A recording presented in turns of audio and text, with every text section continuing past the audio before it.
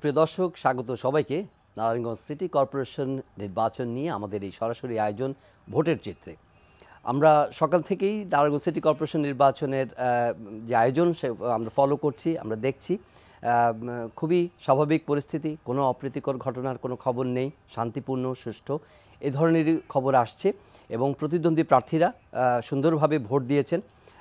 তারা বলেছেন যে তারা সন্তুষ্ট এবং তাদের এই যে ভোটের চিত্র দলের যারা কর্মকর্তা রয়েছেন কেন্দ্র থেকে তারাও তাদের ইতিবাচক প্রতিক্রিয়া দেখেছেন। আমরা ভোটের চিত্র নিয়ে এই ঘণ্টাখানিক আপনাদের সঙ্গে কথা বলবো। আমরা দুইজন অতিথিকে স্টুডিওতে আমন্ত্রণ জানিয়েছি। আমার সঙ্গে নারায়ণগঞ্জে কর্মরত রয়েছেন আমার সহকর্মীরা, তাদের সঙ্গে আমরা যোগাযোগ করব, কথা বলবো এবং আমাদের নিউজ রুমে যারা সহকর্মীরা এটা সমন্বয় করছেন তাদের সঙ্গে কথা বলবো। শুরুতে পরিচিত হব দুই অতিথির সঙ্গে। রয়েছেন যারা মোবাশ্বের হোসেন, স্বাগত আপনাকে। রয়েছেন যারা নাইমুল ইসলাম খান, স্বাগত আপনাকেও। আলোচনা শুরু করব।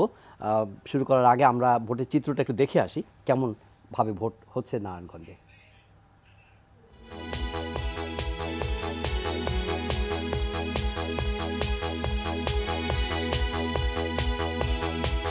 ভিতরে যে পরিবেশ, সেই পরিবেশ মোটামুটি ভালো।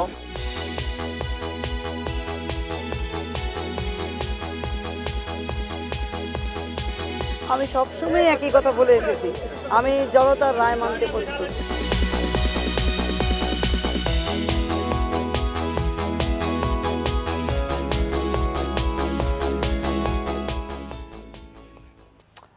আমার সহকর্মী আছেন নিউজ রুমে আরাফাত সিদ্দিক। সকাল থেকেই নারায়ণগঞ্জে যারা কাজ করছেন তাদের সঙ্গে সে একটা সমন্বয় রাখছে, যোগাযোগ রাখছে।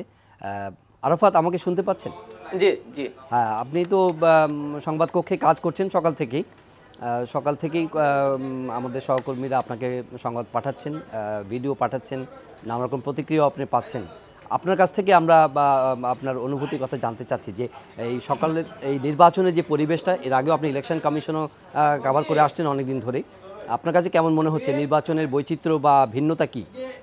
হ্যাঁ, আসলে এই নারায়ণগঞ্জ সিটির নির্বাচনে ভোট গ্রহণের প্রায় অর্ধেক সময় পার হয়ে গেছে, অর্ধেকেরও বেশি সময়।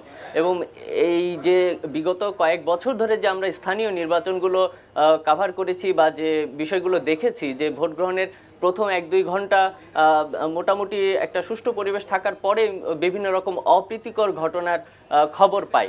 তো নারায়ণগঞ্জের এই সিটি নির্বাচনে আমি সকাল থেকে আমাদের যে করেসপন্ডেন্ট আছেন এবং বিভিন্ন ইলেকট্রনিক মিডিয়া যে সকাল থেকে যে সংবাদ পরিবেশন করছে, সেগুলো সবগুলো থেকেই মানে আমরা দেখে একটা মন্তব্য করাই যায় যে এটা একটা বেশ মানে একটা ভিন্ন ধরনের নির্বাচন হচ্ছে, যেটা এই বিগত কয়েক যে স্থানীয় নির্বাচনগুলো হয়েছে সেগুলোতে দেখা যায়নি। অর্থাৎ একটা সুষ্ঠু পরিবেশ আছে, বিশেষ করে দুই প্রার্থীর প্রতিক্রিয়া এবং যে প্রধান দুটি দল আওয়ামী লীগ এবং বিএনপির যে প্রতিক্রিয়া, সেগুলো দেখেও একটু আমাদের কাছে ভালো লাগছে। কেননা দুইটি দলের পক্ষ থেকেই একটা উইন উইন সিচুয়েশনের একটা আবেশ তৈরি করে তারা তাদের প্রতিক্রিয়া জানাচ্ছেন।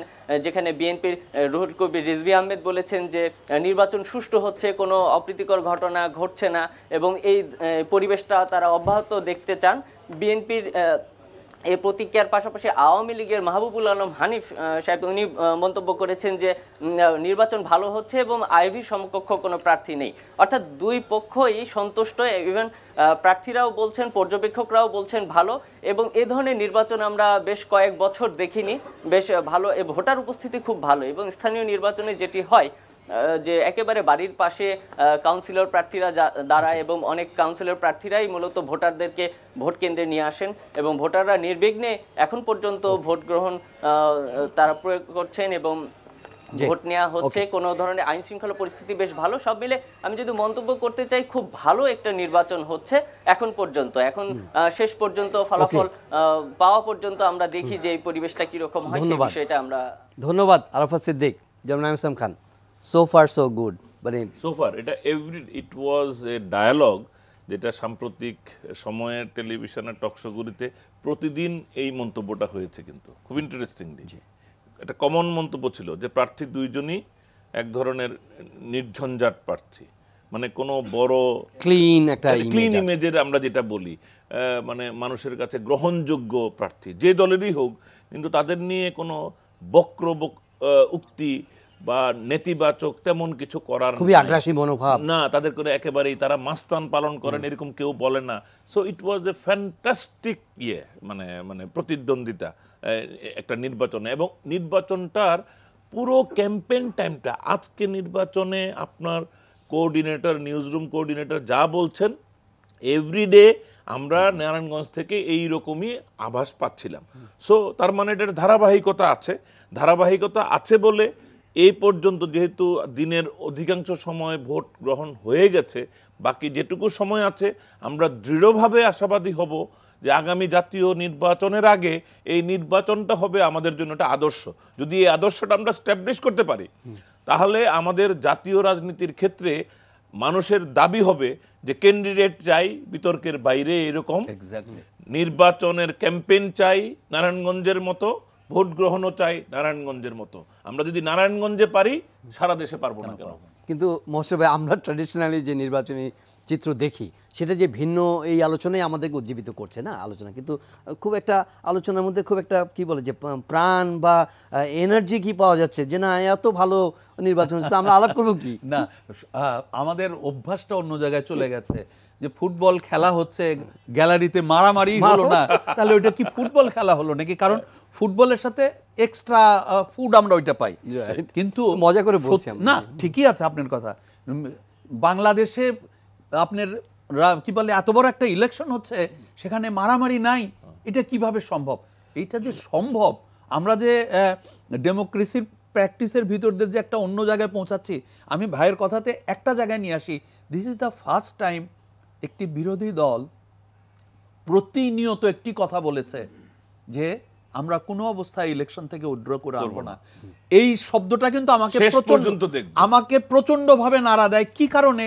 এই প্রতিষ্ঠানটি ইলেকশন শুরু হওয়ার আগেই উইথড্র করে নিত। তারা এখন একটা সিদ্ধান্ত নিয়েছে, প্রতিষ্ঠান বলতে বিরোধী দলকে বুঝাচ্ছেন? হ্যাঁ, যে সিদ্ধান্তটা হলো এই যে আমি যুদ্ধ করে ঘরে ফিরবো, আমি জিতি বা না জিতি। এটি গেল একটি পার্ট, অর্থাৎ রাজনৈতিকভাবে সিদ্ধান্তটা এই জায়গায় পৌঁছেছে যে ইলেকশন কমিশন যদি খারাপ কাজ করে, আমি শেষ পর্যন্ত থেকেই প্রমাণ করব এই খারাপ কাজটি করেছে। ইলেকশন কমিশন যদি সঠিক পদ্ধতিতে যায়, আমার কার্যক্রমের মধ্যে দিয়ে সেটা প্রমাণিত হবে। আরেকটি জিনিস যেটা নামুল ভাই বলেছে, সেটা সবচেয়ে বেশি গ্রহণযোগ্য এবং আমি মনে করি নারায়ণগঞ্জের ক্ষেত্রে সেটি সবচেয়ে বড় কাজ করেছে। প্রথমবারের মতন এই ইলেকশনে দলীয় পরিচিতি এসছে, সরাসরি একদম দলকে ইনভলভ সিটি কর্পোরেশনে। সেখানে দলকে কিন্তু দুটি দলই আমি মনে করি নিয়ম নীতির ভিতরে নিজেদেরকে কন্ট্রোল করেছে। এই দুইজন ক্যান্ডিডেটকে যে বাছাই করা হয়েছে, সেই বাছাই করার ভিতরেও বাছাই করার আগ মুহূর্তে অনেক নাটকীয় ঘটনা ঘটেছে, নাটকীয় বক্তব্য এসছে, কিন্তু ক্যান্ডিডেট চয়েস করার পরে কিন্তু ঘটনা সম্পূর্ণ পরিবর্তিত হয়ে গেছে। আমরা যদি এই দুই ক্যান্ডিডেটের বক্তব্য শুনি, প্রতিনিয়ত তারা একটি বক্তব্য দিয়েছেন, যেই হারি না কেন আমি তার বাসায় যে, যিনি জয়লাভ করবে তার বাসায় যে আমি নাস্তা খাবো, this is something exceptional. Even এই দুই ক্যান্ডিডেট এর মধ্যে আইভি তো কয়েকবার একই কথাটি বলেছে যে আমি চাই একই প্ল্যাটফর্মে দাঁড়িয়ে আমরা ক্যাম্পেইন করি। This is something exceptional. যে এটা কি ব্যক্তি প্রণোদনা, ব্যক্তি ইমেজ, নাকি ব্যক্তির কোয়ালিটি বৈশিষ্ট্য, নাকি রাজনৈতিক একটা পরিবর্তনও এখানে ঘটছে? না, ব্যক্তির মাধ্যমে রাজনৈতিক পরিবর্তন ঘটে এইভাবেই। ব্যক্তি ইম্পর্টেন্ট। ব্যক্তির বৈশিষ্ট্য যদি হয়তো মাস্তানি, তাহলে এখানে কিন্তু ডিফিকাল্ট হইতো, কারণ তার ট্রেড যেটা, তার চারিত্রিক বৈশিষ্ট্যটা প্রকাশ হইতোই, কিন্তু তাদের তো ফান্ডামেন্টাল বৈশিষ্ট্যটাই হলো সুশীল। তার মানে প্রার্থী বাছাইয়ের ক্ষেত্রে শুরুতেই নঈম ভাই যে কথাটা বলেছে, বাছাই সঠিক জিনিস, ভাই আমি একদম কলকাল ভাষায় বলি, আপনি তরকারি রান্না করবেন, মিষ্টি রান্না করবেন, সেখানে লবণ দেবেন না চিনি দেবেন, ইউ হ্যাভ টু ডিসাইড। লবণ যদি দেন মিষ্টিতে, তাহলে যে ঘটনা ঘটার কথা, আমাদের প্রতিনিয়ত ইলেকশনে আমাদের প্রার্থী বাছাইটাই হয় সবচেয়ে মারাত্মক। এই প্রার্থী বাছাইটাকে যদি সঠিক জায়গায় নিয়ে আসতে পারি, আমি মনে করি 50 to 60% আপনি প্রথমেই ঝামেলা মুক্ত করে ফেলতে পারেন। ভোটের চিত্রটা আরেকটু দেখে আসতে চাই। আমার সহকর্মী আছেন নারায়ণগঞ্জে, হাসান জাভেদ। জি ভাই, সকাল থেকে আছেন, রাত থেকেই আছেন পরিস্থিতি দেখছেন? সাধারণত দেখা যায় যে এই ধরনের উত্তেজনাপূর্ণ নির্বাচনী এলাকায় রাতের চিত্রটা একটু অন্যরকম থাকে, নানা রকম শঙ্কা কাজ করে। শঙ্কা কাগজে কলমে কিছুটা প্রকাশ করা হয়েছে, কিন্তু আপনি রাত থেকে এই পর্যন্ত সাধারণভাবে আপনার কি অনুভূতি হয়েছে? অনেক নির্বাচনী আপনি কভার করেছেন, পূর্ববর্তী নির্বাচন আপনি আসলে এই নারায়ণগঞ্জ সিটি কর্পোরেশন নির্বাচন গত 3 দিন ধরে কিন্তু আমি নারায়ণগঞ্জে আসছি এবং নারায়ণগঞ্জে নির্বাচন পরিস্থিতি পর্যবেক্ষণ করছি এবং নিউজ দিচ্ছি। তো আজকে গত রাতেও কিন্তু আমি নারায়ণগঞ্জে ছিলাম, দেখেছি আইন শৃঙ্খলা রক্ষাকারী বাহিনীর তৎপরতা, ভোটাররা ভোট দেওয়ার জন্য যাদের যে উদ্বেগ, তারা যে স্বতঃস্ফূর্ততা, তারা মানে আনন্দ উল্লাসের মধ্যে ভোট দিবেন, সেটি গতকাল আমরা দেখেছি। আজকে সকাল 7:30 থেকে কিন্তু আমি বিভিন্ন কেন্দ্রে ঘুরেছি এবং আমি এখন তুলারাম কলেজের যে কেন্দ্রটি সেখানে আছি। আমি আসলে সবগুলি কেন্দ্রে গিয়ে যেটি দেখেছি যে আসলে ভোটাররা স্বতঃস্ফূর্তভাবে একটা উৎসবমুখর পরিবেশে সবাই একে অপরকে নিয়ে বাসা থেকে আসছেন হেঁটে। জানেন যে নির্বাচন উপলক্ষে কিন্তু গাড়ি চলছে না, এমনকি রিক্সা চলাচলও খুব আপনার করা হয়েছে। সেই ক্ষেত্রে তারা হেঁটে হেঁটে, একজন বৃদ্ধ নারীর সাথে কথা বলেছিলাম, যে আমি দাদি বলে সম্বোধন করেছিলাম, দাদি এত বয়স, আপনি এত কষ্ট করে কেন আসলেন, মানে জিজ্ঞাসা করার জন্য, বোঝার জন্য তার মোটিভটা কি। সে বলে যে অবশ্যই আসবো, কেন আসবো না, কষ্ট হোক যাই হোক, আমি আমার ভোটটা দিতে চাই এবং আমার সঠিক প্রার্থীকে আমি বাছাই করতে চাই। অর্থাৎ একটা উৎসব, মানুষ তার নিজের পছন্দের প্রার্থীকে বাছাই করার যে কি একটা মানে তার ইচ্ছা আকাঙ্ক্ষা, সেটা আমি আজকে দেখতে পেলাম। এবং সার্বিকভাবে কিন্তু সুন্দর একটি পরিবেশে নির্বাচনটি অনুষ্ঠিত হচ্ছে এবং কোথাও কিন্তু এই পর্যন্ত কোনো গোলযোগের খবর আমরা পাইনি। এবং আমাদের অন্যান্য যে সহকর্মীরা যেখানে আছেন তাদের সাথে আমি কথা বলেছি, তারাও আমাকে একই তথ্য জানিয়েছেন যে না, এখন পর্যন্ত কিন্তু কোনো অপ্রীতিকর ঘটনার খবর পাওয়া যায়নি। ভোটাররা নির্বিঘ্নে আসছেন এবং আইন শৃঙ্খলা রক্ষাকারী বাহিনীর সদস্যরা তাদের তৎপরতা চালিয়ে যাচ্ছেন। মোবাইল কোর্ট পরিচালিত হচ্ছে, র্যাব, পুলিশ, আনসার, বিজিবি সবাই কিন্তু মাঠে আছেন এবং জেলা প্রশাসন সকল কর্মকর্তারা কিন্তু মাঠে নেমেছেন এবং তারা একটি চ্যালেঞ্জ হিসেবে নিয়েছেন। কিন্তু জানেন, জি আমি একটু জানতে চাচ্ছি যে দিনের অর্ধেক তো শেষ হয়ে গেছে, ভোটের আর কয়েক ঘন্টা বাকি আছে, 4টায় ভোট শেষ হবে। সকালবেলা আমরা শুনছিলাম যে মানে নারী ভোটারের সংখ্যা তুলনামূলকভাবে কম, মানে ভোটের পার্সেন্টেজ হিসাবে কিছু ধারণা আপনি পেয়েছেন কিনা, কি পরিমাণ টার্ন আউট? হ্যাঁ পেয়েছি। যেমন আমি যে তুলারাম কলেজে আছি, এখানে আপনার ভোটার সংখ্যা হচ্ছে আপনার 6,837টি ভোট। 12টা পর্যন্ত যে তথ্য সেটি হচ্ছে যে 1,209টি ভোট কাস্ট হয়েছে এবং যা হচ্ছে 25 ভাগ। তো 12টা থেকে 1টা পর্যন্ত, কিছুক্ষণ আগেও আমি কথা বলে আসছি প্রিজাইডিং কর্মকর্তার সাথে, তিনি যেটি ধারণা দিয়েছেন যে 40% ভোট এখানে হয়তো কাস্ট হয়ে গেছে। এবং অন্যান্য কেন্দ্রগুলিতে আমি যখন গিয়েছিলাম 12টা সাড়ে 12টার দিকে, সেখানেও দেখে আসছিলাম যে 28%, 30% এই অবস্থাটা কিন্তু ছিল। এখন আমার ধারণা হচ্ছে সবগুলি তথ্য পেয়ে এবং কিন্তু ধারণা নিয়ে মনে হচ্ছে যে 40 থেকে 45% ভোট ইতিমধ্যে কাস্ট হয়ে গেছে এবং সারা দিন 4টা পর্যন্ত ভোট গ্রহণ যেতে হবে। ওকে জাভেদ, ধন্যবাদ আপনারা কষ্ট করছেন এবং তারপরেও একটা সুন্দর অনুভূতি যে একটা নির্বাচন কভার করতে গিয়ে এই ধরনের একটা পরিস্থিতি আপনারা পর্যবেক্ষণ করছেন। আমার সঙ্গে যোগ দিচ্ছেন SM আতিক, কি আমাকে শুনতে পাচ্ছেন? জি, শুনতে পাচ্ছি। হ্যাঁ, কোথায় আছেন আতিক, কি অবস্থা আপনার ওখানে নির্বাচনের পরিবেশ একটু যদি বলেন। আসলে নির্বাচনের পরিবেশ সকাল থেকে বেশ স্বতঃস্ফূর্ত উৎসবমুখর পরিবেশই আমরা দেখেছি এবং আমরা এখানে এসেছি ভোরে এবং আমরা দেখেছি যে সকাল 8টা থেকে আসলে ভোট গ্রহণ শুরু হয়েছে, কিন্তু তার আগেই সকাল 7:30 থেকে আমরা অনেক লম্বা লাইন দেখেছি। বিশেষ করে আমি এই মুহূর্তে যেখানে দাঁড়িয়ে আছি সেটি হচ্ছে নারায়ণগঞ্জ ক্লাব ভোট কেন্দ্র, 1 নম্বর কেন্দ্র। এখানে কিন্তু সকাল 7:30 থেকে একটা লম্বা লাইন ছিল ভোটারদের, তারা সকালে আসলে ভোটাধিকার প্রয়োগ করার জন্য এখানে এসেছিলেন। আর এই মুহূর্তে অনেকটা ফাঁকা দেখালেও আমি 1:45টার সময় এখানকার প্রিজাইডিং কর্মকর্তা সঞ্জয় ঢালির সাথে কথা বলেছি। তিনি জানিয়েছেন 1:45টার সময় তাদের কাছে যে হিসেব ছিল তাতে 45 ভাগ ভোট এখানে গৃহীত হয়েছে।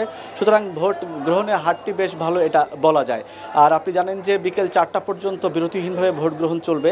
তো সুতরাং সুযোগ আছে, আরও সামনে আরও কয়েক ঘন্টা আছে যেখানে যারা বাকি আছেন ভোটাররা তারা এসে তাদের নগরপিতা নির্বাচনে তাদের মতটি দিতে পারবেন। আর এই মুহূর্তে আসলে জোহরের নামাজ একটু সময় চলছে, পাশাপাশি মধ্যাহ্ন ভোজেরই একটু সময়, এই জন্য আমার কাছে মনে হচ্ছে যে আপাতত কিছুটা একটু ভোটার উপস্থিতি কিছুটা কম। তবে যেহেতু আপনাকে আগেই বলেছি 4টা পর্যন্ত ভোট গ্রহণ চলবে এবং আমরা গণমাধ্যমে খবর প্রকাশিত হচ্ছে যে সুষ্ঠু উৎসবমুখর পরিবেশে ভোট চলছে। সুতরাং আমরা আশা করছি যে এই সময়ের মধ্যে যারা আজকে নগরপিতা নির্বাচনে তাদের মতামতটি দিতে পারবেন নগরবাসী। তো মোটামুটি এই ছিল এখানে। হ্যাঁ আতিক ধন্যবাদ, আপনাকে থামিয়ে দিয়েছিলাম না না রাজনৈতিক সংস্কৃতির আমরা প্রসঙ্গে। ভালো হলো যে একদম চিত্রটা পেলাম, up to date information up to date. এবং যদি এখন 40-45% ইতিমধ্যে হয়ে থাকে 1:45 পর্যন্ত, তাহলে এটা 60-70% পর্যন্ত যাবে, এটা ধরে নেওয়া যায়। ইন্টারেস্টিং ব্যাপার কি জানেন, সকালবেলা আর্লি মর্নিং, একদম আর্লি মর্নিং এ মহিলারা আসে, তারপরে এই 1টা-2টা পর্যন্ত তাদের পারিবারিক কাজের সাথে জড়িত থাকে, তাদেরকে আবার পাওয়া যাবে 2টা থেকে 4টা পর্যন্ত। এটা কিন্তু আমরা এর আগে মনিটর করতে যাই, আরো একটা ব্যাপার থাকে, একটু শীতের সকাল ওইখানে আরেকটা কাজ করে সবার মধ্যে। আমরা আশা করি আবার অনেকের মধ্যে আবার কিন্তু ওয়ার্কিং ডেও কিন্তু আছে। হ্যাঁ, না ওইটাও একটা ব্যাপার আছে, হয়তো অফিসে হাজিরা দিয়ে সেকেন্ড হাফে চলে আসবে। আর আবার অনেকে ভোট দিয়ে অফিসে যাচ্ছে। আরেকটা গ্রুপ আছে, আমরা এই ধরনের বাংলাদেশের বিভিন্ন জায়গার পরিপ্রেক্ষিতে সকালে 10টা-11টা পর্যন্ত দেখতে থাকে যে মারামারি হচ্ছে কি হচ্ছে না, মারামারি হলে যাব না, মারামারি না হলে হাসতে হাসতে দল বেঁধে যাব। এগুলি কিন্তু খুব ইন্টারেস্টিং জিনিস। আমরা আজকে যে ঘটনাটি এখানে আমরা দেখতে পাচ্ছি, এটাকে যদি স্টাবলিশড করতে পারি, বাংলাদেশে ইলেকশনের আরেকটি নতুন যুগ কিন্তু শুরু করা। না কিন্তু আমরা আপনারা প্রার্থীদেরকে ক্রেডিট দিচ্ছেন, অবশ্যই বলতে চাচ্ছিলাম মূল mother organisation administration and election commission. আমি আবার বলি না, ইলেকশন কমিশন অনেক পরে। আমরা ইলেকশন কমিশনকে ভালো নির্বাচনের জন্য বেশি গুরুত্ব দিই, যার জন্য সবাই ইলেকশন কমিশন নিয়েই যেটাকে বলে জুজাজুজি করে। বেসিক্যালি আমরা তখন প্রার্থীর কথা বলেছি, তারপরেই আসবে তার দলের সিদ্ধান্ত, তার উপরে আসবে দলের নেতার সিদ্ধান্ত। আপনি যদি দেখেন মাননীয় প্রধানমন্ত্রী আওয়ামী লীগের কাউন্সিলে যখন বলেছেন, তার পক্ষে এই কথাটা বলা তার পক্ষেই সম্ভব, অন্য বলতে পারেও না। উনি বলেছেন যে আমি আরেকটা প্রশ্নবিদ্ধ নির্বাচন চাই না। আপনাকে সবাইকে বুঝতে হবে যে মাননীয় প্রধানমন্ত্রী সিটিং প্রাইম মিনিস্টার ইঙ্গিত করছেন তাহলে কোন ইলেকশনের কথা, যে ইলেকশন নিয়ে আমরা সমালোচনা করি, তার মানে আমরা যেটা সমালোচনা করি উনিও আসলে ওইটা সমালোচনার দৃষ্টিতেই দেখেন। উনি নিশ্চয়ই ওইটা সেলিব্রেট করেন না ওই নির্বাচনটাকে। সো উনি চান না এরকম প্রশ্নবিদ্ধ নির্বাচন। সুতরাং তার যদি নির্দেশ না থাকতো, তার যদি ইচ্ছা না থাকতো, আমি আরো একটা বলি, অপ্রাসঙ্গিক সংক্ষেপে বলি, এই যে রাষ্ট্রপতি যে সংলাপের আয়োজন করেছেন, আপনি কি মনে করেন, আমরা কি মনে করি প্রধানমন্ত্রীর গাইডলাইন এবং অনুমোদন ছাড়া উনি খালেদা জিয়ার সাথে এতটা হেসে হেসে কথা বলবেন? ওনার হাসি আরো অনেক মাপা হওয়ার কথা, অথবা হাসি না থাকার কথা। তার মানেই প্রধানমন্ত্রীর যে আগ্রহ একটা ভালো নির্বাচন, উনি যে চান একটা সমঝোতা এবং সকলের অংশগ্রহণ, সকল রাজনৈতিক দলের, এটা নিয়ে মোটামুটি কিন্তু আপাতত কোনো সন্দেহ নাই। এবং এটারই রিফ্লেকশন নারায়ণগঞ্জের ইলেকশনে হচ্ছে। তবে এটা কথা বলে রাখি, আমাদের যে জেলা পরিষদের ইলেকশনটা কিন্তু এই পর্যায়ে পড়বে না, এটাকে আবার অন্য ফর্মুলায় দেখতে হবে। কিন্তু জাতীয় নির্বাচনের ব্যাপারে প্রধানমন্ত্রীর এই ইচ্ছাটা এটা লিঙ্কড, জেলা পরিষদ না। জেলা পরিষদটা অনেকটা বেসিক ডেমোক্রেসির আদলে, তো ওইটার নির্বাচনে আসলে ওটাকে নির্বাচন আপনি সরাসরি বলতেও পারেন। হ্যাঁ, ওইভাবে ডাইরেক্ট ইনডাইরেক্ট নির্বাচন, এটা পরোক্ষ নির্বাচন, এটা নির্ভেজাল নির্বাচন নয়। সো ওইটাকে আমরা এই আলোচনায় আনলে আপাতত হবে না। সো আমি এখানে মাননীয় প্রধানমন্ত্রীকে প্রথমে ক্রেডিট দিব, দলের কথা তো এর আগে বলেছি, এবং আমি বিরোধী দলীয় নেত্রীকেও ক্রেডিট দিব যে তিনিও প্রার্থী বাছাই থেকে শুরু করে এবং বক্তব্য যেগুলি আসতেছে এবং তাদের যে পরাজয় মেনে নেওয়ার যে ঘোষণা, ইট ওয়াজ ফ্যান্টাস্টিক। মানে এটা জয় পরাজয় দুটোই, জয় পরাজয়, এই তো না জয়টা মেনে নেওয়া, তো উনি ঠিকই বলছে যে পরাজয়টা মেনে নেওয়ার সাহসটা কিন্তু দুই পক্ষের ভিতরে আমরা দেখতে পাচ্ছি, পরাজয় মানার সাহস। হ্যাঁ, আমরা যখন বলি রাইট টু এক্সপ্রেশন তো সহজ, কিন্তু right to tolerating anybody else's expression, এটাই কিন্তু কঠিন কাজ, যে অন্যের মতামত সহ্য করা। আসলে আমাদেরকে গুরুত্ব দিতে হবে ওই জায়গাটা। আমরা বিরতিতে যাব একটু মহসিন ভাই। মানে বিরোধী দল নির্বাচনটাকে যে তাদের একটা রাজনৈতিক অনুশীলনের একটা বড় ধরনের ক্ষেত্র হিসেবে পেয়েছে এবং কাজে লাগানোর চেষ্টা করেছে, এটা কেন্দ্রীয় নেতাদের সেখানে ফ্রিকোয়েন্ট ভিজিট এবং তাদের উৎসবমুখর সেক্রেটারি জেনারেল থেকে শুরু করে। এটা দেখেন, আমি বহুবার আপনাদের এখানেও বলেছি যে democracy is like a child, ধাপে ধাপে তাকে উঠতে হয়। তাকে রাতারাতি আমেরিকান ডেমোক্রেসি একটা আন্ডার ডেভেলপড কান্ট্রিতে কখনো এস্টাবলিশ করা সম্ভব না, এই চেষ্টা করলেই ফিউটাইল হয়। এক্স্যাক্টলি। এখন আমি যদি একটুখানি পিছনে যাই, কাউকে আঘাত করার জন্য না, বিএনপি ইলেকশনে পার্টিসিপেট না করে যে ভুলগুলি করেছিল, দে হ্যাভ রিয়েলাইজড যে যুদ্ধ কিন্তু করতে হবে, ঘরে বসে না। আইভি নিজেও আছে, আইভিও বলেছে যে আমি খুব লড়াই করে জিতবো, আমি ফাইট করে জিতবো। তার মানে ইলেকশন ইজ এ ফাইট। তার মানে না, ফাইট মানেই হলো কি, এই ইলেকশনের ফাইট মানে হলো দলকে একতাবদ্ধ করা, সবচেয়ে বড় সংঘবদ্ধ করা, মানুষকে সংঘবদ্ধ করা, নিজের বক্তব্যকে সংঘবদ্ধ করা, এবং এই সংঘবদ্ধ করার সবচেয়ে বড় শক্তি হচ্ছে আপনি ক্যান্ডিডেট কাকে দিচ্ছেন। আজকে এখানেই যদি এমন একজন ক্যান্ডিডেট আওয়ামী লীগ বা বিএনপি দিত যিনি মাসেল পাওয়ার দেখানো শুরু করেছে, তাহলে কিন্তু ঘটনা মানে এই ফাইট মানে মারামারি না, ব্যালট স্টাফিং। এই ফাইট মানে হলো একজন আরেকজনের প্রতি সহনশীল, শ্রদ্ধাশীল। আমরা দিনের শেষে যে কথাটি বলতে চাই যে দল, সরকারি দল এবং বিরোধী দল, দুই দল যখনই মনে করবে যে আমি যে কোনো সময় বিরোধী দলে চলে যেতে পারি, তাহলে কিন্তু বহু প্রবলেম সলভ হয়ে। প্রশাসনের ব্যাপার আছে, ডেফিনেটলি পলিটিক্যাল গাইডলাইন, সরকারের গুডউইল এবং পার্টিসিপেশন, কিন্তু এটাকে পৌরোহিত্য করা, এটাকে বাস্তবায়ন করার জন্য প্রশাসন ও ইলেকশন কমিশন পিভটাল। আমি ইলেকশন কমিশনারটা পরে আসতে বললাম এই জন্য যে আমরা এখন দেখবো যে ইলেকশন কমিশন সফল হয়েছে। তো এই জন্যই বুঝতে হবে যে ইলেকশন কমিশন যখন সফল হয় না, তখন এই আগের ঘটনাগুলি থাকে না। আসলে they are not only মানে responsible, they are not the only party who is going to be able to conduct an election free, fair এবং উৎসবমুখর। সম্ভব না। আমি যে কথাটা আপনার কথাই বলি, সত্যিকার অর্থে একদম একটা উটোপিয়ান চিন্তা যদি আমরা করি যে এই দুই দলের ভিতরে একটা আত্মিক সম্পর্ক আছে দেশের জন্য, আপনার কোনো ইলেকশন কমিশনের কি দরকার আছে? কমিশনের দরকার আছে, বাক্স দেওয়া আছে। একটা মজার আলোচনা হয়েছে যে বিএনপি যখন প্রস্তাবনা দেয় নির্বাচন কমিশন পুনর্গঠনের জন্য, তখন তারা বলছে বাছাই কমিটি বা ইলেকশন কমিশনার যারা হবেন তারা সৎ, যোগ্য, বিচক্ষণ, প্রজ্ঞাবান, ব্যক্তিত্ব সম্পন্ন, মানে এন্তার গুণাবলী। তো মজা করে একজন বললেন যে আপনাদের এত গুণাবলী এদের মধ্যে না দেখে প্রার্থী বাছাই যদি আপনারা দেখেন তাহলে তো নির্বাচন কমিশন লাগে না। অ্যাকচুয়ালি ইলেকশন কমিশনেরই প্রয়োজন হয় না। ইভেন আমেরিকায় এই যে এত ফাটাফাটি একটা ইলেকশন হলো, সেখানে বহু জায়গায় একজন লোক বাড়ি থেকে বক্স বের করে নিয়ে এসে আগের দিন নিয়ে আসছে, তার গ্যারেজের সামনে ভোট দেওয়ার জায়গা করে ফেলেছে। অর্থাৎ ইলেকশন কমিশনের প্রয়োজনীয়তা হলো সামগ্রিক অর্গানাইজ করা। ইলেকশন সুষ্ঠু করার দায়িত্ব কিন্তু সেই এলাকার নাগরিকদের এবং নাগরিকদের। তারা যদি সুন্দর সুষ্ঠুভাবে ইলেকশন করে এবং সহনশীল এবং অন্যের প্রতি শ্রদ্ধাশীল, সহনশীল এবং অন্যের প্রতি ৭০-এর নির্বাচনীতে উদাহরণ, মার্শালের অধীনে কোনো প্রয়োজন পড়ে না, তো বা সশস্ত্র বাহিনীর দরকার পড়ে না, পুলিশ দরকার পড়ে না। এবং মানুষ যখন একতাবদ্ধ ইলেকশন দেয় এবং দলগুলি যখন একটা পার্টিকুলার গোলের প্রতি আকর্ষিত থাকে, তাদের নির্ধারিত, তখন কিন্তু সন্ত্রাসী সেখানে ঢুকতে ভয় পায়। ছোট্ট কথাটা বলি, পাকিস্তান আমলে ৪৭ থেকে ৭০ পর্যন্ত পাকিস্তানিদের বিরুদ্ধে তো আমাদের এন্তার অভিযোগ, নির্বাচন কারচুপি করার অভিযোগ একটাও কোনোদিন করা হয়নি। কারণ কি, ওই নির্বাচন কমিশন, রাজনৈতিক দল সকলেই একটা শুদ্ধতার কালচারে ছিল। নইলে পাকিস্তানিরা এত কিছু ম্যানিপুলেট করলো, এই ইলেকশন পারে নাই কেন? পারে নাই এই জন্য যে আমার রাজনৈতিক দল, আমার নাগরিক, দে ওয়ার ইন গার্ড। কিচ্ছু করতে পারে নাই, ৭০-এ মার্শাল টার্শাল কিচ্ছু কেউ করতে পারে নাই। আপনি খেয়াল করে দেখেন, এটা কিন্তু অদ্ভুত একটা ব্যাপার। পাকিস্তান আমলের কোনো ইলেকশন নিয়ে কোনো অভিযোগ। এখানে আমরা একটু কোয়েরি আছে, কিন্তু সেটা দেব একটু পরে। আলাপ করবার জন্য আমরা নারায়ণগঞ্জে আবার যেতে চাই। আমার সহকর্মী চয়ন রহমান, আমাদের বিশেষ প্রতিনিধি চয়ন রহমান, উনি আছেন। চয়ন, আপনি এর আগে নির্বাচনগুলো কভার করেছেন, নারায়ণগঞ্জেও আপনি ছিলেন ২০১১-তে। এই নির্বাচন আপনার কাছে কি ধরনের ব্যতিক্রমী অভিজ্ঞতা একটু যদি শেয়ার করেন।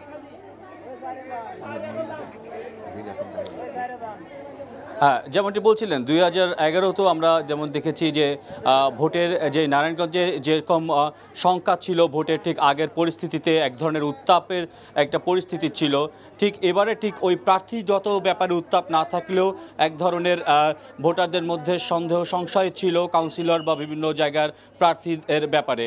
আমরা সকালে কিন্তু এই চিত্র ঠিক বিপরীতটি দেখেছি, অর্থাৎ সকালবেলাতে কিন্তু আমরা দেখেছি প্রায় প্রতিটি কেন্দ্রেই ভোটারদের লাইন ছিল, নারী ভোটারদের উপস্থিতি ছিল আশাবাঞ্জক। আমরা যে ভোটার কেন্দ্রে দাঁড়িয়ে আছি বিদ্যুৎ বোর্ড উন্নয়ন কেন্দ্রে, সেখানে কিন্তু আমরা দেখেছি যে বেলা 2টা বাজতে চলেছে, এখনও কিন্তু মহিলাদের সারি অপেক্ষা করছে তাদের ভোটাধিকার প্রয়োগের জন্য। আমরা যদি কিছু ভোটারের সাথে কথা বলি যে তারা ঠিক এই ভোট কেন্দ্রে এসে তাদের কিভাবে তারা এসেছেন এবং কতটা নির্ভয় তারা ভোট দিয়েছেন, আমি যদি জানতে চাই যে আপনি কখন আপনি এই সময়টিকে আপনি কেন বেছে নিয়েছেন? সময়টুকু আমি বেছে আমার বাসার একটু রান্না বান্নার কাজ ছিল, এর জন্য সময়টুকু বেছে নিয়েছি। বলছি এটা আমি একটু ভিড়টা কম থাকবে, এর জন্য আমি। আপনি যদি একটু বলেন যে আপনি কি আপনার ভোটাধিকার কি ধরনের প্রার্থীকে বেছে নিতে চান? স্যার আমি রান্না বাড়া সব কিছু কইরা যাকে নিজে। আপনি যদি একটু বলেন যে ঠিক এত দ্রুত সময়, এত দীর্ঘ সময় পরে, প্রায় ভোটের 2 ঘন্টা আগে, ঠিক এই সময়টাই কেন আপনি করছেন এবং কেমন পরিবেশ আপনি ভোট দিচ্ছেন? পরিবেশ তো খুব ভালোই দেখা যায়। তো সব ধরনের বাধা সংশয় পেরিয়ে কি আপনি এসেছেন কিনা, বা একটা উৎসবমুখর পরিবেশে ভোট দিচ্ছেন কিনা? হ্যাঁ, সবাই দিতেছি। আপনার কাছে এই ভোটটি কেমন লাগছে? ভালো লাগছে। আমরা শুনছিলাম কিছু সাধারণ প্রতিক্রিয়া যে তারা তাদের সব কিছু কে অতিক্রম করে তারা তাদের যেই ভোটাধিকার সেটি তারা প্রয়োগ করতে আসছেন এবং তাদের ভোটের মাধ্যমে তাদের যোগ্য তারা যে এলাকার যেই প্রতিনিধি সেটি সহ নগরপিতাকে তারা বেছে নিতে চাইছেন এবং তারা মনে করছেন যে ঠিক এমন পরিবেশটি বজায় থাকুক পরবর্তী 2 ঘন্টা। ধন্যবাদ চয়ন রহমান। নাইম ভাই, আমি যেটা প্রশ্ন করতে চাচ্ছিলাম, মোবাশ্বের ভাই বলছিলেন নিশ্চয়ই জনগণ ম্যাটার করে। জনগণ যদি ভ্যানগার্ড হয়, জনগণ যদি রেসপন্সিবল থাকে এবং তারা যদি, তাহলে অনেক কিছু ফ্রাস্ট্রেট এবং ফয়েল করে দিতে পারে। কিন্তু আমাদের যে রাজনৈতিক সংস্কৃতি, সেখানে আপনি জনগণের উপরে, জনগণকে এতটা আস্থায় কি নিয়ে রাজনৈতিক সংস্কৃতি পরিচালিত হচ্ছে? জনগণ সচেতন হলে কি সব বলছি না, কিন্তু এটা কিন্তু একটা মানে এটা সার্কেলের মতো। এটা কোথাও কি সার্কিট ব্রেক করে, জিনিসটা হচ্ছে যে জনগণ ইম্পর্টেন্ট। তো জনগণকে মোবিলাইজ করবে কে? রাজনৈতিক দল। আবার রাজনৈতিক দলকে ঠিক রাখবে কে? আমাদের আইন কানুন বিধি ব্যবস্থা। সুতরাং আমাদের কিন্তু সার্কিটটা ব্রেক করে বিভিন্ন জায়গায়। একটা মানুষ ভাই একটা কথা যেটা বলছে শুরুতে, সেটা হলো মোস্ট ইম্পর্টেন্ট ক্যান্ডিডেট। এখানে একজন ক্যান্ডিডেটকে যদি খারাপ দেওয়া হতো, ওনার পক্ষে আর জনগণকে ঠিক রাখা সম্ভব হতো না, বা উনি চাইতেন না জনগণ ঠিক থাকুক। এই তখনই কিন্তু ভাঙনটা ধরা পড়ে। তো প্রথম দায়িত্ব হচ্ছে, আমরা ইলেকশন কমিশন, উনি খুব সুন্দরভাবে জিনিসটা সাজিয়েছে। সব শেষে আসবে ইলেকশন কমিশনের প্রশ্ন। আমরা যদি সব ক্যান্ডিডেটকে খারাপ দেই আর পৃথিবীর সেরা ইলেকশন কমিশনকে এনে দেই, তারা পালিয়ে যাবে, ইলেকশন করবে না। আচ্ছা, আমরা এখন রিভার্সটাতে যদি যাই, আপনারা দুইজনই রাজনৈতিক ঘটনা প্রবাহগুলো খুব গভীরভাবে বিশ্লেষণ করেন, সবসময় আমরা দেখেছি। প্রথমে হচ্ছে কি, আমি প্রথম কতগুলি ইলেকশনে একদম আমি জায়গায় জায়গায়, যেরকম আমি মহিলাদের ব্যাপারে, মহিলাদের একটা টার্গেট, আপনারা শুনলো 91 সালে মহিলা ভোটারের ভোট বেশি দিয়েছিল পুরুষদের চেয়ে, কারণ তারা মনে করেছে যে আমাদের ইলেকশনে যাওয়া বেশি দরকার। এই অনেকগুলি ঘটনা আছে এবং অনেকগুলি এনজিও মহিলাদেরকে স্বাবলম্বী করার জন্য ভোটার হিসেবে তাদেরকে উপস্থাপন করে। যেটা জানতে চাই, সেখানে আমরা জানতে পেরেছি যে তারা ভোট কখন দিতে ভালোবাসে। হ্যাঁ, সেটা তো আপনার কথাই তো একদম হলো। যেটা জানতে চাই, একটা কৌশলী, মানে রাজনৈতিক কৌশলের ক্ষেত্রে আমরা তো নানাভাবে বিশ্লেষণ পেতে অভ্যস্ত বা পেয়ে দিতে অভ্যস্ত। এটা হচ্ছে যে এই যে পলিটিক্যাল যে গুডউইলের কথা বলছেন, দুই এন্ড থেকেই যে গুডউইল দেখানো হয়েছে, যেমন প্রাইম মিনিস্টার তো খুব demonstrated and manifested in her speech and other activity যে না, একটা প্রশ্নবিদ্ধ নির্বাচন তিনি আর চান না। কিন্তু এটা কি মনে করে, এটা অবশ্যই ওনার গুডউইলকে আমরা ভ্যালু করছি, কিন্তু এরকম যে এই নির্বাচনটা কিংবা সামনে যে নির্বাচন কমিশন রিকনস্টিটিউট হতে যাচ্ছে, সেটা এখানে একটা গুড জেস্টার দেখানোর মধ্য দিয়ে পরবর্তী 2019-এর জেনারেল ইলেকশন একটা ফিল গুড এনভায়রনমেন্ট ক্রিয়েট করতে চাচ্ছে। কিন্তু এইটাকে আবার যারা নাকি সন্দেহ বাতিগ্রস্ত, তারা ভাববে যে এটা করে করে করে সবাইকে নিয়ে নির্বাচনটা কারচুপি করা হবে, 2 নম্বরই করা হবে। ব্যাপারটা এরকম হবে না। হবে না কেন আমি বলি, মাননীয় প্রধানমন্ত্রী নিজের মুখে বলেছেন তার একটা প্রশ্নবিদ্ধ নির্বাচন নাই। এইটার আরেকটা ভাষা হইতে পারে এই যে আগের নির্বাচনটা প্রশ্নবিদ্ধ হয়েছে, উনি এটা বলেন নাই, কিন্তু ওই কথাটার অর্থ এটাই। এখন উনি দ্বিতীয়বার পরে তৃতীয়বার প্রধানমন্ত্রী হবেন টানা, যদি উনি জয়ী হতে চান, সেটাও আর একটা প্রশ্নবিদ্ধ নির্বাচন। তার রাজনৈতিক কলঙ্কের ব্যাপার আছে না। উনি ক্ষমতায় থাকলেই তো হবে না, ইতিহাসের বইয়ে কি লেখা হবে এটা উনি জানেন তো। এটা তার ব্যক্তিগত ইজ্জত সম্মানের প্রশ্ন।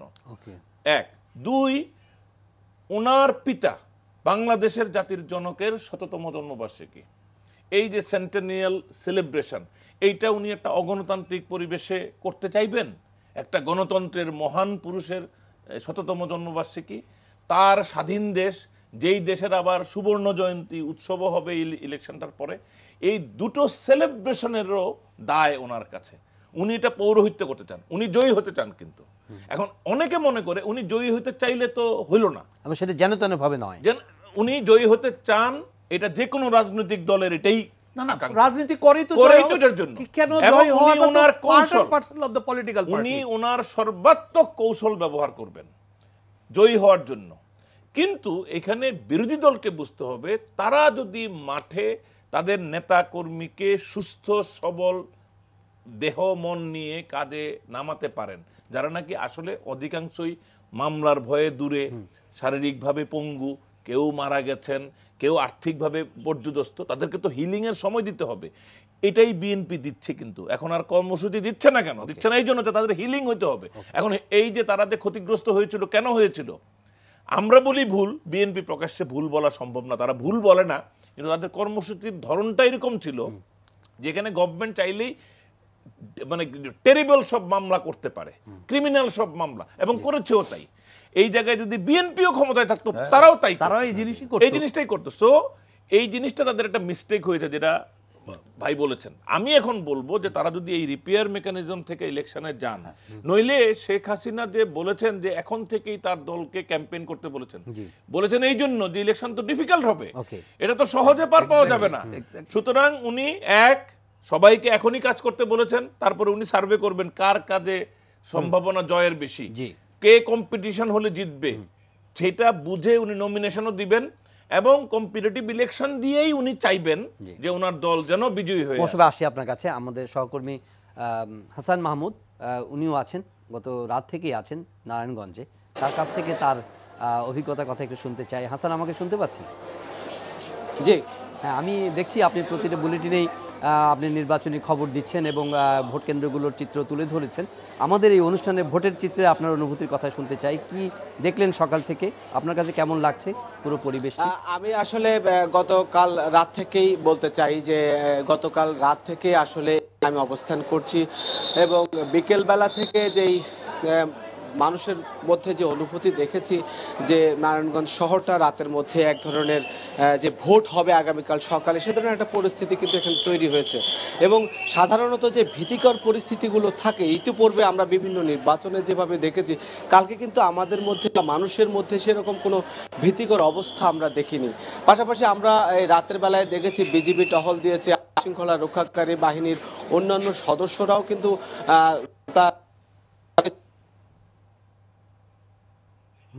ধন্যবাদ হাসান।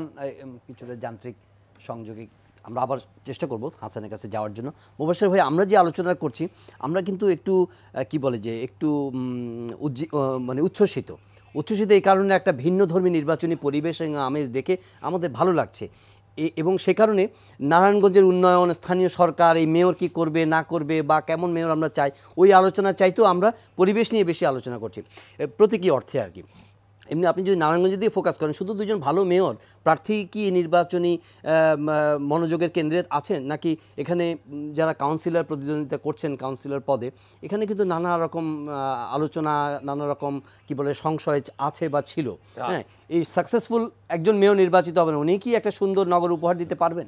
খুব ইন্টারেস্টিং, কারণ সামগ্রিকভাবে ঢাকা শহরের দুই মেয়রের সাথে আমি ওতপ্রোতভাবে জড়িত। জি, কাউন্সিলরদেরকে নিয়ে প্রবলেম আছে, কিন্তু মেয়র যদি সঠিকভাবে চলে সেই কাউন্সিলরকে আমরা কিন্তু মোটিভেট করতে পারি। যেরকম আমি আপনাকে আজকে বলি, আমরা কাউন্সিলরদেরকে নিয়ে বসেছি যে তোমরা এই 5 বছর আগামীবার জেতার জন্য তোমার ক্যাম্পেইন পিরিয়ড, আমরা এই লার্নিংটা দিচ্ছি।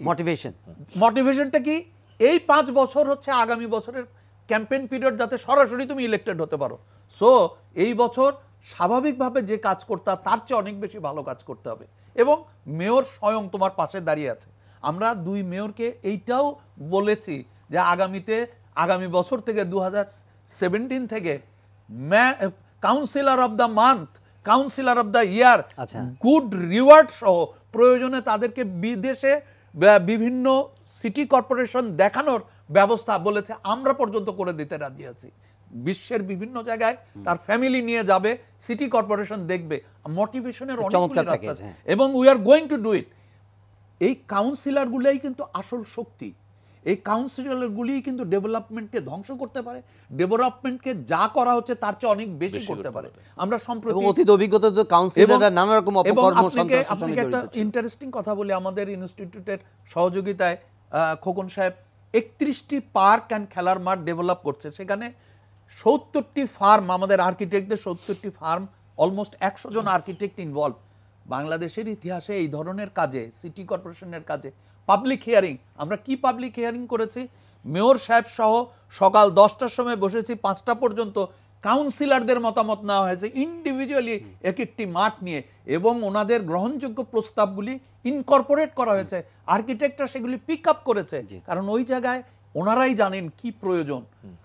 আইদার ওনারা আমাদেরকে কনভিন্স করেছে অথবা আমরা কনভিন্স করেছি। আমি মনে করি এই আমি আইভির সাথে আমার খুব ভালো একটা সম্পর্ক, বহু সময় তার সাথে আমরা কাজ করেছি। যিনি নতুন এসছেন উনিও যদি আসেন, ওনাদেরকে পেশাজীবীকে ব্যবহার করতে হবে। পেশাজীবী আপনাকে সহজ সুন্দর, বাংলাদেশের পেশাজীবীরা এখন বিশ্বমানে পৌঁছে গেছে, তাদেরকে ব্যবহার করে এলাকার উন্নয়ন করা। আমি একটা ছোট্ট আইডিয়া জেনারেট করা এবং মন্ত্রীর ওখানে বসা। নাইম ভাই একটু জাস্ট বলে রাখছি, যদি সময় সুযোগ পাই তাহলে আমরা আমাদের বার্তা কক্ষে আরেকবার যাব, সেখানে আমাদের সহকর্মী আরাফাত সিদ্দিক যদি থাকেন তার সঙ্গে কথা বলবো, কাজে ব্যস্ত আছেন। যে এই একই এক্সাম্পল, গণপূর্ত মন্ত্রী রমনা পার্কের ভিতরে তাকে কেউ কেউ বলেছে যে এখানে কিছু আজে বাজে গাছ আছে, এগুলির পরিবর্তে ভালো গাছ লাগানো দরকার। উনি বলেন যে ভাই সরকার এটা আমি করব না। উনি ডেকেছেন সবাইকে, পরিবেশবাদী সবাইকে ডেকে, এক্সপার্ট যারা নাকি আন্দোলন করবে তাদেরকে আগে ডেকেছেন, ডেকে বলেছে আপনারা গিয়ে দেখেন তো এই কথাগুলি সত্যি কিনা। তো তারা গিয়ে দেখলেন যে কথা সত্যি। এখন তাদেরকে রেখে ওই গাছগুলি কাটাও হচ্ছে, নতুন বৃক্ষ রোপণও হচ্ছে। So there is no problem.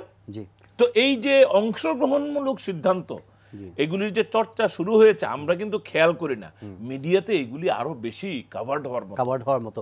Arafat Siddique বার্তাকক্ষে আছেন, নতুন আর কিছু যোগ করবেন আরাফাত সিদ্দিক? নতুন বলতে হচ্ছে যে এর মাঝে আর কোনো নতুন অঘটন বা অপ্রীতিকর ঘটনার খবর পাওয়া যায়নি। যেহেতু আমরা কাভার করি এবং সংবাদ দিই, আমরা মন্তব্য করার সুযোগ পাই না। এই সুযোগে যদি আমি একটু বলি যে আমরা নির্বাচন, একটা অভিযোগ আছে যারা মিডিয়ার খুব বড় ক্রিটিক এবং ইলেকশন কমিশন, আমরা শুধু নেগেটিভ বিষয়গুলো গণমাধ্যমে নির্বাচনের দিন তুলে ধরি, এই ধরনের একটা বিষয়। আসলে আজকের পরিস্থিতি দেখে যেটা মাঠের চিত্র, যে যদি পরিবেশ ভালো হয় সেটাই যে গণমাধ্যমে উপস্থাপিত হয়, এখন পর্যন্ত আমরা তো সেটাই দেখতে পাচ্ছি। সেই আলোচনা আমরা সেলিব্রেট করছি আলোচনার মধ্যে। আরাফাত সিদ্দিক ধন্যবাদ আমাদের সঙ্গে দুপুরে আরেকটা জিনিস আমার মনে হয় আমরা এখনো শেষ করি নাই, শেষে যদি একটি বোমা ফাটে সেটি যাতে না ফাটে, আমি বোমা বলতে এক্সপ্লোসিভ না, সেটি হচ্ছে অপ্রীতিকর না, সবকিছু সুন্দরভাবে হলো। আমার ভোট কাউন্টিং নিয়ে যেন কোনো অবস্থাতেই ভাবে যেন একটি অভিযোগ না ওঠে। একটা নাইম ভাই, আপনি এটা আনপ্লেজেন্ট বিষয় নিয়ে আমরা আলাপ করতে চাই না, কিন্তু ধরেন যে নারায়ণগঞ্জ কেন্দ্রিক সবসময় এক ধরনের একটা শঙ্কা, এক ধরনের ভীতি, সহিংসতার বিষয়গুলো নানাভাবে আসছে। এবার কিন্তু যারা সো কল গডফাদারের কথা বলা ভালো কাজে কিন্তু তারাও কিন্তু they have also been part of this process, তাই না? তারা যদি নিউট্রালাইজিং ফ্যাক্টর ছিলেন, কিন্তু মাননীয় প্রধানমন্ত্রী গণভবনের ডেকে এই সমাধানটা তো করেছেন উনি। এখন উনি যখন নিজে করেছেন, ওখানে তো শান্তিপূর্ণ হচ্ছে, এই জন্য তো ক্রেডিট আমি মাননীয় প্রধানমন্ত্রীকে দিচ্ছি। যারা অ্যাক্টর আছেন তারাও তো ক্রেডিট পাওয়ার যোগ্য। এটা না, অবশ্যই তাদেরকে তো ক্রেডিট দিচ্ছি, যারা অন দ্য গ্রাউন্ড এটা করছেন। কিন্তু মাননীয় প্রধানমন্ত্রী হচ্ছেন এটার মূল সূত্রধর, সুতরাং তাকে ক্রেডিট দিয়ে ওইদিকে তো ক্রেডিট আছে। কিন্তু আমার মনে হয় উনি যে কথাটা তুলেছেন যে গণনাটা স্বচ্ছতার মধ্যে হতে হবে, ট্রান্সপারেন্ট হতে হবে, একদম জনগণ যাকে ভোট দিয়েছে তাদের প্রতিফলন এবং এটা স্বচ্ছভাবে করতে হবে। দুটি দলই যেন বলে যে গণনায় কোনো রকম সমস্যা হয় নাই। এইটা হলে, এইটা যখনই হবে রিয়েল আইডিয়াল ইলেকশন হলো, এটা একেবারে মানে বিরাট একটি ঘটনা ঘটবে। আমরা যেভাবে এগিয়ে যাচ্ছে আমি প্রচন্ডভাবে বিশ্বাস করি, এবং ওই পার্টটি কিন্তু প্রচন্ডভাবে ইনভলভড হচ্ছে ইলেকশন কমিশন। এখন পর্যন্ত ইলেকশন কমিশনের পিকচার কিন্তু আসে নাই, জনগণকে নিয়ে আসছে। ওই কাজটুকে ইলেকশন কমিশনকে প্রচন্ড রকম সতর্ক হতে হবে, এবং সতর্কতার মূল শক্তি হবে মিডিয়া এবং ট্রান্সপারেন্সি। এবং মিডিয়ার ভূমিকা কিন্তু ইলেকশনে খুব ইম্পর্টেন্ট। ইলেকশন কমিশনের ইলেকশন কমিশনকে তো আমি বলছিলাম পরে, ইলেকশন কমিশনেরও আগে আরেকটা স্তর ছিল মিডিয়ার ভূমিকা। ধন্যবাদ জনাব নাইমুল ইসলাম খান, ধন্যবাদ স্থপতি মোবাশ্বের হোসেন স্টুডিওতে কষ্ট করে আসার জন্য। প্রিয় দর্শক, আমরা ভোটের চিত্র এই দুপুর বেলায়, ভোটের আর কয়েক ঘন্টা বাকি থাকা অবস্থাতেই এখন বিদায় নেব। এই অনুষ্ঠানে আমরা দুজন অতিথিকে পেয়েছি, তারা চমৎকার তাদের মূল্যায়ন দিয়েছেন। ধন্যবাদ জানাতে চাই আমাদের বার্তা কক্ষে আমার সহকর্মী আরাফাত সিদ্দিক, এবং নারায়ণগঞ্জ সিটি কর্পোরেশন নির্বাচন কভার করছেন আমার সহকর্মী চয়ন রহমান, হাসান জাবেদ, হাসান মাহমুদ এবং এস এম আতিক, তাদেরকে ধন্যবাদ জানাচ্ছি। প্রিয় দর্শক, আমরা ভোটের চিত্র এখন শেষ করছি, তবে আমরা আমাদের নিয়মিত সংবাদ বুলেটিনগুলো ছাড়াও আবারও আমরা রাতে আসব সরাসরি অনুষ্ঠানে। সেই অনুষ্ঠানটি আমরা নাম দিয়েছি নগর নেতা, নারায়ণগঞ্জ সিটি কর্পোরেশনের। নিশ্চয়ই আমরা রাতের বেলায় জেনে যাব যিনি আসছেন নতুন নগর নেতা হিসেবে, এবং তাদের চিন্তা ভাবনা এবং যে ভোটের যে ফলাফল পাওয়া যাবে সেই বিষয়গুলো নিয়ে, সেই বিশ্লেষণ নিয়ে আমরা রাতে হাজির হব। সে পর্যন্ত আপনারা সবাই ভালো থাকবেন। ভোটের চিত্র এখানে শেষ করছি। শুভকামনা সবার জন্য।